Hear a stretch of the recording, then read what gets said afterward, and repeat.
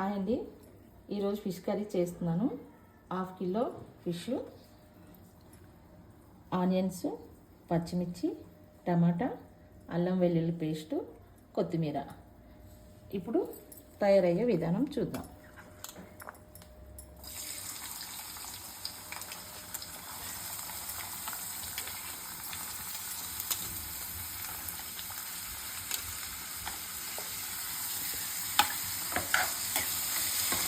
ఇందులో ఆనియన్స్ ఎక్కువ వేసుకుంటే గ్రేవీ వస్తుందండి, అందుకే అన్ని ఆనియన్స్ కోసాను. 4 ఆనియన్స్ అయితే పడతాయి.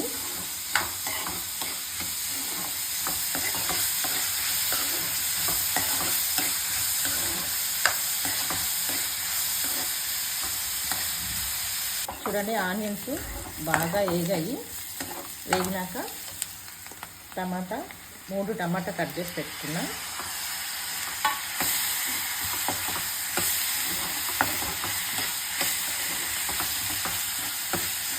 ఒకసారి ఇట్లా బాగా కలిపి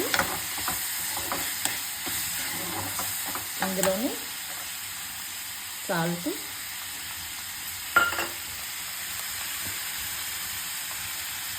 కొంచెం పసుపు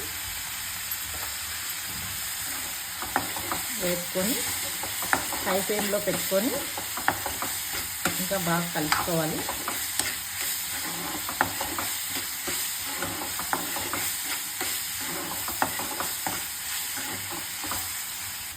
ఇది బాగా పచ్చిమిర్చి టమాటా వేగినాక కొంచెం 1 స్పూన్ అల్లం వెల్లుల్లి పేస్ట్ వేసుకొని దీన్ని కూడా బాగా కలుపుకొని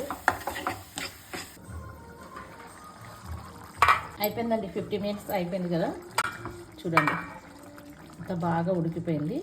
50 మినిట్స్ అయినప్పటికీ మధ్య మధ్యలో ఒక్కొక్కసారి కలుపుకుంటూ ఉండాలి. ఇప్పుడు కొత్తిమీర వేసుకొని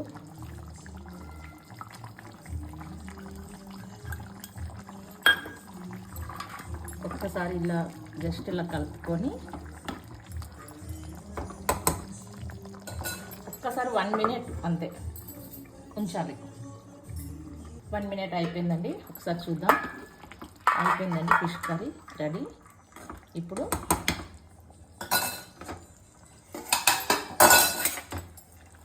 వేడివేడిగా